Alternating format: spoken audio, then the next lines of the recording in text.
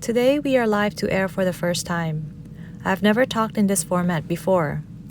I've done teleconferences before with particular audiences. This has a much broader viewership. I heard this broadcast is reaching overseas with live translation, in real time. Here in Thailand, various temples are viewing live as well. And of course, people at home. I ask that while we're listening to Dhamma, let's remain attentive.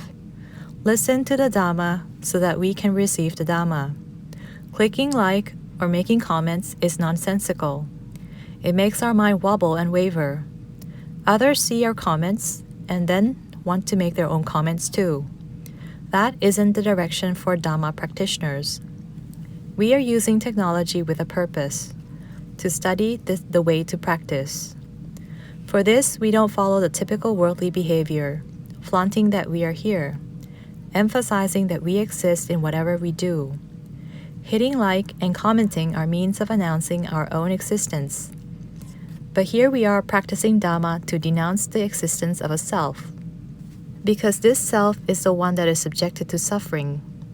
Therefore, coming to study the Dhamma, it is something we do of our own accord, in order to pull ourselves out of suffering. Not merely for joining events, having fun with friends, getting a feeling or membership or association, doing frivolous things that make our mind turbulent. Actually, Dhamma is about us. We go it alone. Let's try to have mindfulness and study deeply within our own body and mind. This thing that we call ourself is comprised of two components, the physical part and the mental part. If we observe carefully, we will see that there are two types of suffering of body and suffering of mind. So the physical and mental are the two locations of suffering. We continue to practice, and eventually this body of ours will still be here, but the body will no longer house a suffering mind. There will be feelings and thoughts, but no suffering of mind. Let's practice so that we can release from these heaps of suffering. Clinging to the body, we suffer because of the body. Clinging to feelings, thoughts, and whatever our minds perceive, we suffer because of the mind. How do we dispel our attachment to the body and to the mind? We will be able to dispel our attachment to body and mind when we see the truth of the body and mind. Learning the way to see the truth of the body and mind is what we call vipassana practice. There is no way to completely liberate from suffering other than vipassana practice. Because vipassana will allow us to attain the wisdom that sees the truth of the body and mind, it is wisdom that enables us to arrive at the purity of enlightenment. The Buddha taught that people can only reach purity by way of wisdom. But wisdom isn't born out of thin air. There must be samadhi to support it. And samadhi will be steady when it has morality to support it. Therefore, what we need to practice is morality, samadhi, and wisdom. Since we only have a limited time, I will start with teaching about wisdom. Practicing wisdom is seeing the truth of body and mind, seeing the truth of the physical and the mental. The Buddha taught it is because we see the truth that we become disenchanted. It is because of disenchantment that we release attachment. Because of releasing attachment, there is liberation. Because of liberation, there is knowledge of liberation. There is no more suffering in the heart and mind at all. There are no more activities to liberate the mind from suffering. In order to see the truth to the point where nibbana is experienced and the mind is released, we have to turn our attention to the practice of seeing the truth of the body and mind. There are two major tools involved. The two important tools that enable seeing the truth of body and mind are mindfulness and samadhi. Mindfulness is the tool that recognizes the existence, movement, and changes of the body and mind, of physical and mental phenomena. However, if we have but mindfulness that merely knows the body and mind, wisdom will not occur. The tool that enables the occurrence of wisdom is samadhi. In the scriptures, it is written that samadhi is the proximate cause for the arising of wisdom. Therefore, having mindfulness, that is aware of the body and mind, won't alone precipitate genuine wisdom. Decades ago, I would teach my friends to be aware. And once they could be self-aware, to then see the truth of the body and mind from there. This being self-aware is the mind that is well trained with samadhi, and it is able to see the body and mind, which is the mindfulness. Initially, I would tell folks to be aware of themselves. Some people would laugh at me. They would say, Luangpu Pramote teachings are off base. Teaching to be self-aware? Why not teach to breathe in and put, breathe out and toe? This is a technique of practice. The important aspect, whether the breath or any object of meditation we use, is its purpose to wake us up and stimulate awareness. Awareness is the starting point for wisdom development that follows. Being aware is not the wisdom development in itself. It is merely the starting point. Being aware means there is a body, and we know so. There is a mind, and we know so. There is a mind that is the knower, awakened, and blissful one. It is a stable observer, which is another step. An aware mind shouldn't just stay still in awareness. The aware or knowing mind needs to be an observer. The mind that is the observer. There is the mind that observes and objects that are observed. There are two things happening. There are two things, the mind, that is the observer or knower, and the object, that which is known. When these two things are present, we can call that correct samadhi. Wisdom can arise. But before we can reach the step of distinguishing the knower from that which is known, we need to practice becoming self-aware. If our mind is scattered and wandering all the time, there is no chance of experiencing the separation of aggregates. At first, practice becomes self-aware. The way to become self-aware is to choose one object of meditation, an object that we are competent at knowing. Meditate on the object, and when the mind strays from it, become aware that it has. Strays again? Know so again. Practicing like this repeatedly, the mind becomes aware and stable. But we don't stop there, at just awareness. We must watch the body and mind moving and changing for it to be considered vipassana. Just an aware mind is not sufficient for vipassana. Those that claim Luangpu Pramote teaches us to just be aware and then we can enlighten are speaking falsehoods. It's not true. Awareness is the initial step we must practice. People of this world love themselves over anything else, yet they forget about themselves all the time. It is extremely hard to find anyone in the world who is aware. About 30 years back, I used to teach a group of friends. Whenever I could get 10 or so together, I would organize trips to see teachers. We would take a van trip to pay our respects and learn from them. Some masters possess sharp psychic skills. When our van would arrive and we'd exit, the teacher would take a look at us and do a double take. When we would settle in to learn Dhamma, some of the masters would exclaim, "How is it that such a skilled group could assemble? Not a group of enlightened beings. That wasn't the case. Just a group of aware people."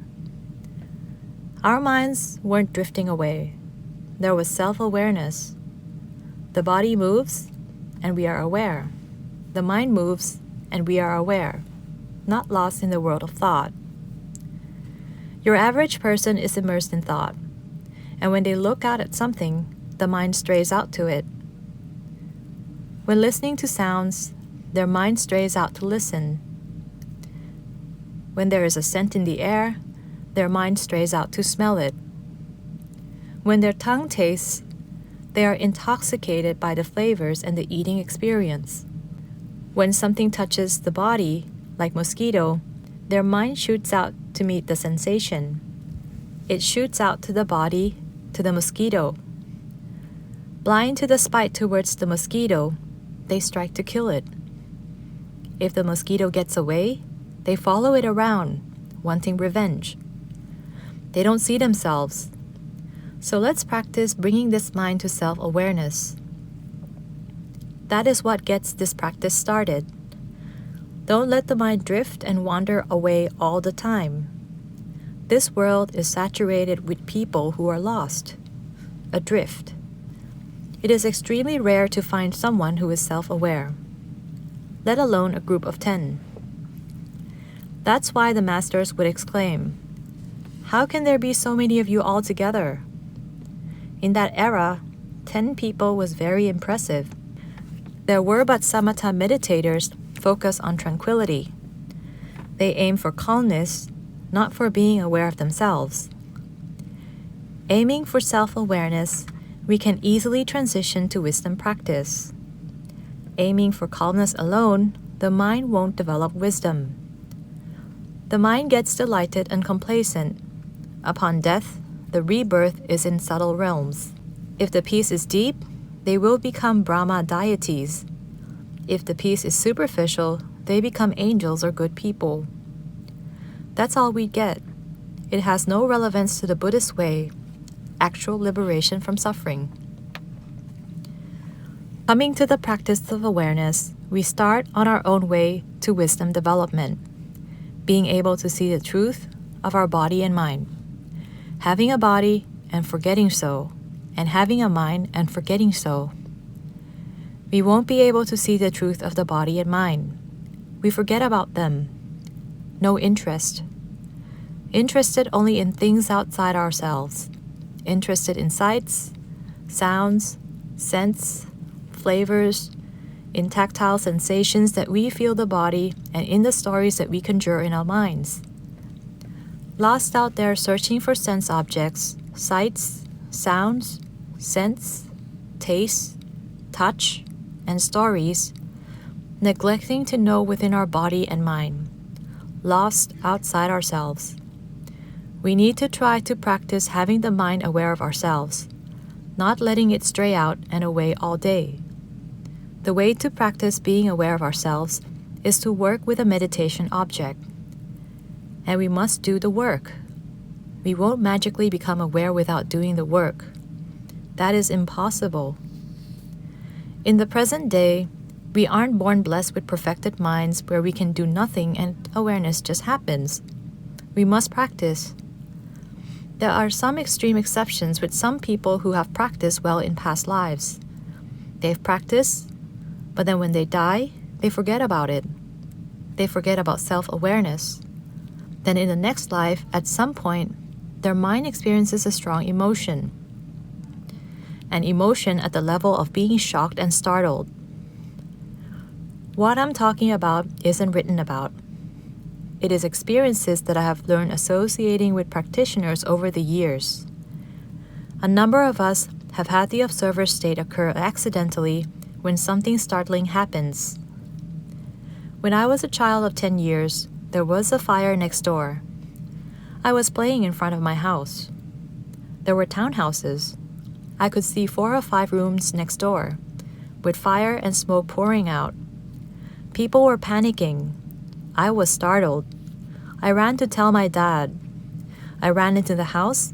My first step in, I felt startled. The second step, I was still startled. The third step, I saw the mind that was startled. The startled mind disappeared instantly.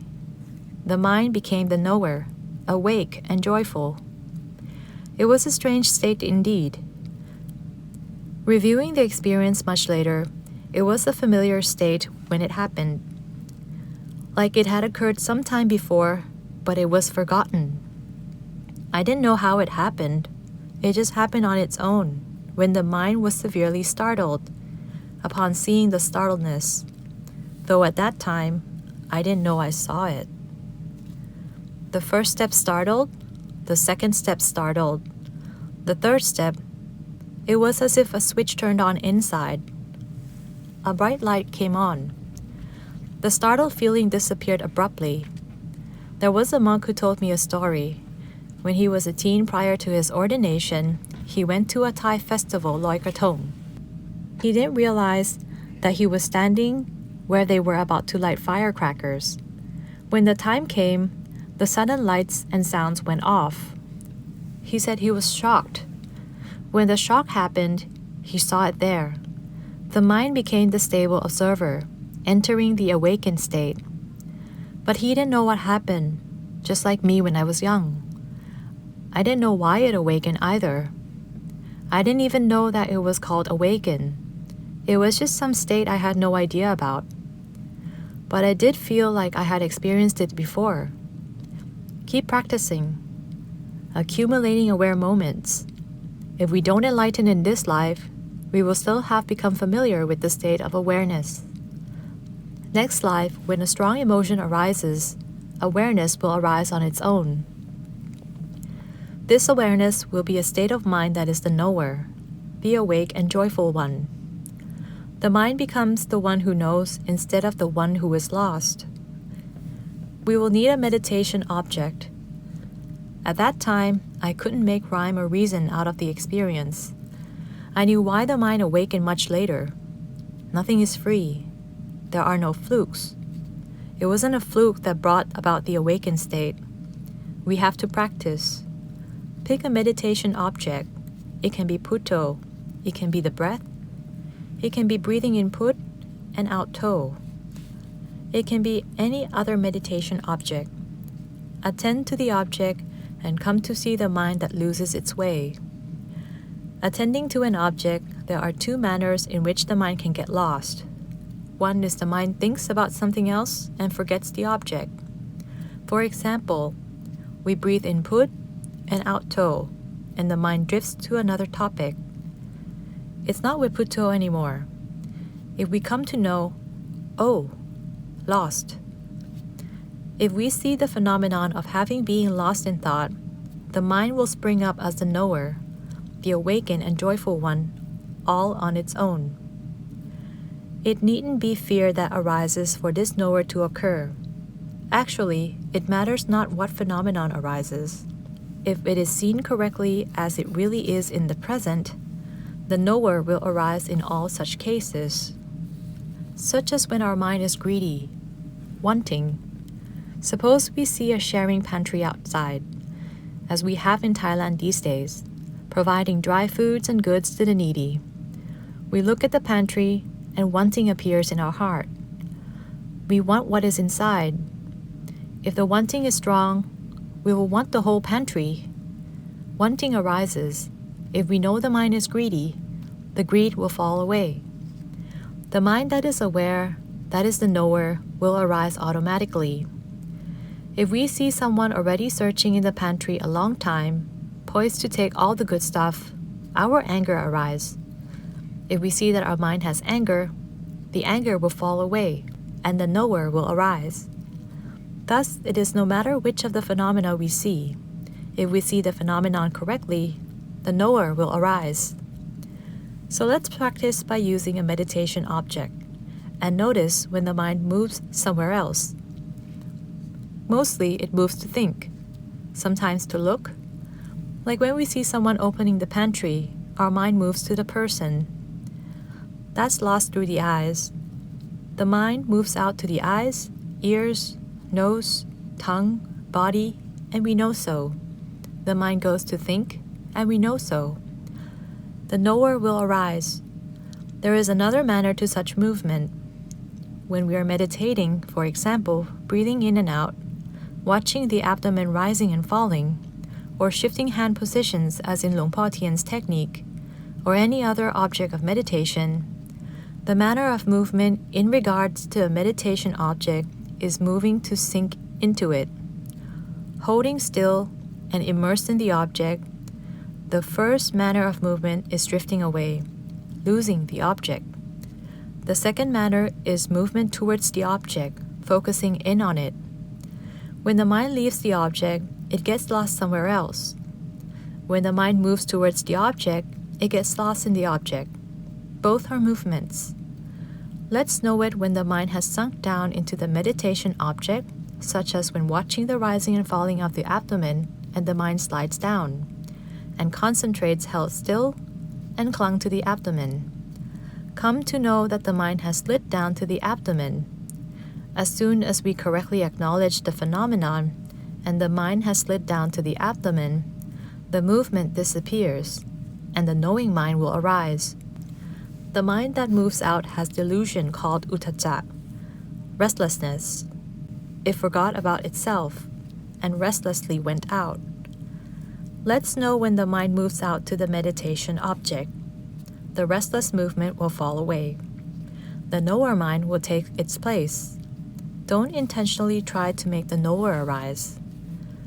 No one can willfully make the knower arise. The knower, too, is anatta. However, in any moment the mind is not lost, in that moment the knower arises. The mind that is lost is unwholesome. If we are able to know the mind has gotten lost, the lost mind falls away, and the mind that knows arises on its own. This mind that knows is not something we force to happen. It will happen on its own. Our job is to be with a meditation object. Then our mind gets lost in thought. Know so. Once we know so, the thinking mind falls away and the knowing mind replaces it. The mind gets lost in looking at something. Mindfulness sees that, and mind lost in looking falls away. The mind that knows replaces it. It happens on its own. No need to coerce it to arise. That's greedy. I want to be aware. That's a greedy mind. The greedy mind can never be the knowing mind, because it is unwholesome. But if we are able to see that we are driving it, wanting the knower, wanting a peaceful mind, wanting the stable observer, know there is wanting. The wanting falls away automatically. The mind that knows arises automatically. We can't command the knower to arise, but we can know when the mind is lost. Knowing the mind is lost isn't something we can do intentionally either. Intentionally seeing if the mind is lost or waiting for it is a mind lost in focusing. Know often when the mind leaves the meditation object. The mind will remember what being lost is like. We will get lost, and then suddenly the mind will know so, and the mind that knows will arise by itself. We keep training until it arises by itself. Sometimes we aren't lost in looking out, in listening, smelling, tasting, touching, or thinking, but our mind has sunk down into an object. That's about 100 out of 100 practitioners, speaking conservatively, and all newbies do it. At the start, meditators focus in. It's natural, no need to be surprised. Bhutto meditators hold their mind still with the Bhutto mantra. Those who breathe hold their mind still with the breath. Watching this rising and falling motion, they hold the mind clung to the abdomen. Hand movements, focusing in on them. Whatever they do, they focus in. All new meditators do that, no surprise. But don't do that your whole life. Stuck like that your whole life, there's no progress. Training to know mental behavior. When the mind slides out to focus, after a while we see the mind had slid down to focus. Eventually, after frequently training to see it moving to focus, we will quickly come to see the mind slip down as it starts to do so. The mind slipping down will disappear. The mind that moves is the unwholesome state of restlessness. As soon as we know the mind has moved, the unwholesome state will vanish automatically. There is no need to put it out. Greed, aversion, delusion, we don't need to vanish them. In the presence of mindfulness, there is no greed, aversion, or delusion there to rid of. Practicing until we are blue in the face, trying to rid defilements, there are no defilements to rid of. But we rid of our latent tendencies. When we frequently stop following the defilements, our unskillful tendencies diminish.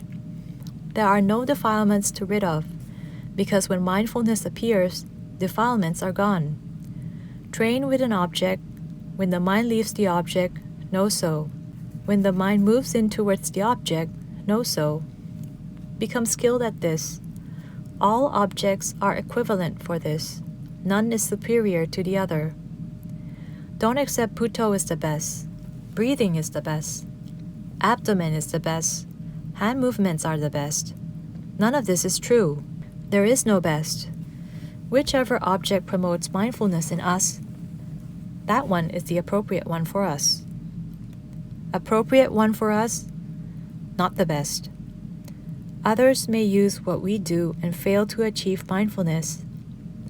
It doesn't suit their demeanor. So whatever we choose, let's not boast that it's the best. To each their own.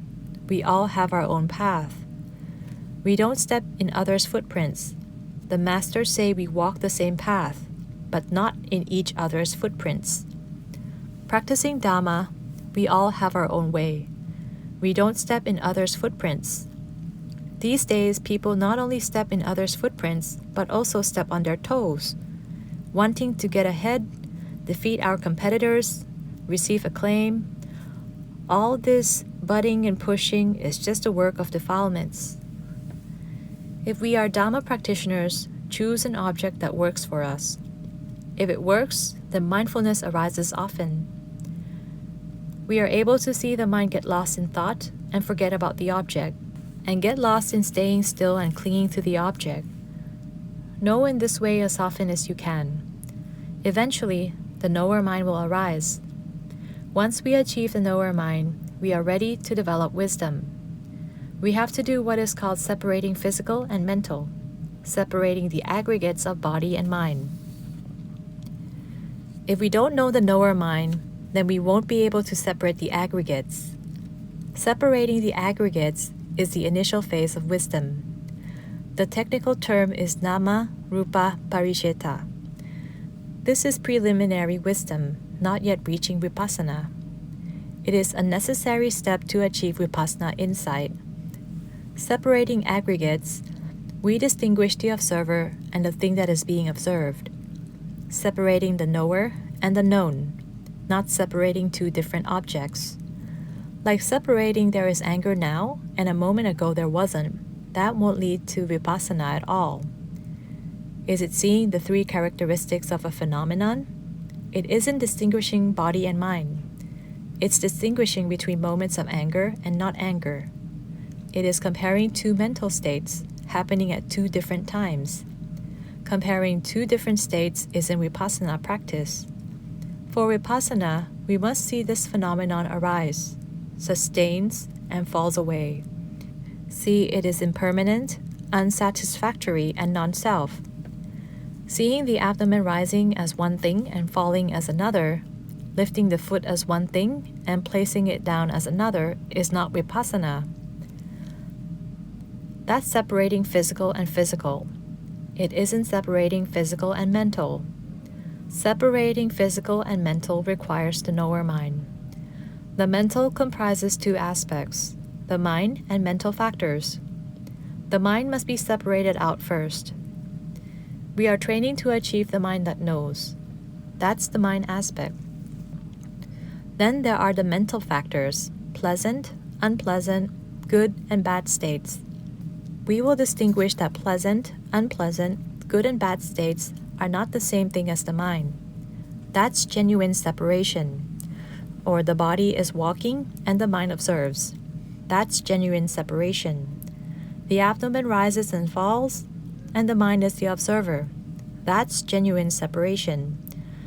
If we see the abdomen rises is one thing and falls is another, or the breath in is one thing and out is another, that's not separation. Our seeing that the feet stomping as we walk and anger are two different things, that's off target. Train so that the knower mind arises, separating the mind aspect out. No mind, no Dhamma. Accomplish the mind aspect first, and Dhamma can follow. Train to accomplish this mind that knows, is awake and joyful.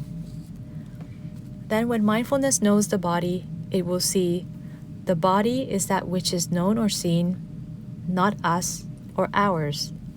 When it knows mental factors, such as happiness, it will see that happiness is that which is known or seen. The mind is a separate observer. The happiness is not us or ours. It is impermanent, insubstantial, and non-self. When the knower mind sees suffering, it will see it as that which is known. Defilements, wholesome states, are all things that are known or seen. The mind is nothing other than the one who knows. It isn't complicated. We just need to train to achieve the mind that knows first. Once we have that mind, the knower mind, which is correct samadhi and mindfulness observes the body with the knower mind, the stable observer, it will see the truth of the body. Samadhi, the mind that knows, the mind that is the knower is not samadhi. The mind that is the knower is a mind that has samadhi. The mind and samadhi are distinct dhammas. Samadhi is a mental factor. The mind is the knower, but it is a knower with self-awareness, a stable observer. That's what we call the knower mind. The knower mind is a mind that is sustaining correct samadhi. When mindfulness knows the body, it will see the truth of its impermanence, suffering, and non-selfhood. When mindfulness knows feelings, happy, unhappy, or neutral, it will see they are impermanent, insubstantial, and non-self.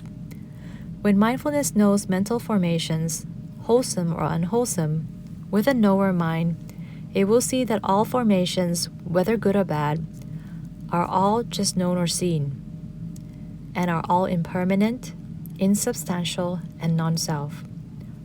After that, we see the mind itself. The mind that sees is impermanent, insubstantial, and non-self. The mind that hears, smells, tastes, touches, the mind that thinks and fabricates, are all impermanent, insubstantial, and non-self.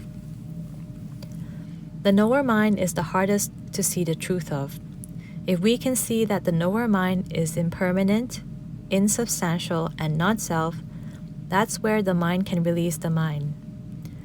That is a very advanced stage of practice. That's at the end. For now, just see the body and all the feelings are impermanent, insubstantial, and non-self, and see that the mind at the eyes, ears, nose, tongue, body, and thoughts, which we call vijnana, aware at the senses, receiving sense objects, is impermanent, insubstantial, and non-self. At the final stage, it all comes down to the knower mind. So once we can achieve the knower mind, we can develop wisdom from beginning to end. In the absence of the knower mind, there won't be genuine wisdom. It will be muddled with thinking. Thinking and knowing are opposites. Without knowing, there is thinking. Vipassana requires seeing, knowing. It is not thinking. Today's talk is rather intense. I've been suppressing while on hiatus. Actually, I've been teaching Dhamma daily. Teaching the monks here. Those of you watching on YouTube may see the monks in the hall. They all live in our monastery. Resident monks social distancing. Really, there is no need. They've all been here together for months and all healthy. Those inside haven't exited, and outsiders haven't entered. The weather doesn't float the virus in. They are sitting this way as an example. When lay followers return, you will have to sit like this, distance in this way. Only 40 people can fit. There are about 20 monks in here now, half the hall, no masks. Like you at home, they live here and are virus-free. At the very back, there are a few lay followers. They are wearing masks. They aren't from outside. It is the temple's kitchen staff. If we were so strict as to not let the kitchen staff in, that would be excessive for us. Our alms walk provides only enough food for a few monks. We need a cook. Minimal staff goes out to pick up groceries and foods to cook and offer to the monks. But until today, they've stayed outside the hall. They prepare food and pass it along to inside workers who offer the monks. We are well protected in this temple. We've been this way well before the cabinet's required social distancing is put in place. We have our own team of doctors. We don't need any more recommendations here. Please, save your suggestions. We are getting dizzy with them already. Then I have to respond to all of them. This one we already do, that one we don't need, etc. We have a team of doctors here already. So, your only duty here is to learn Dhamma. All these suggestions create a burden for me. Save your opinions. Learn to practice and practice. We have strict rules here already, short of the monks wearing a hazmat suit. Other than that, we are taking good care of everything. That's enough for today. I'll end it there. We listen to Dhamma. Now let's concentrate on the practice. Without practicing as I have instructed, my words are rendered useless. The old masters would compare those who were taught Dhamma and didn't practice to pouring spring water on the back of a dog. The dog will shake it off and dry up right away. Let's not be like dogs. We are humans of a superior mind. After listening to Dhamma, practice appropriately. Keep the 5 precepts. Then have a meditation object and know when the mind strays from it. Also, know when the mind moves towards it. Eventually, we will achieve the knower mind and develop wisdom. Separate the aggregates. Freedom from suffering awaits at the end. That's enough. That's a wrap. Appreciation of merits for the crew of this event and the team working into the night to make it happen.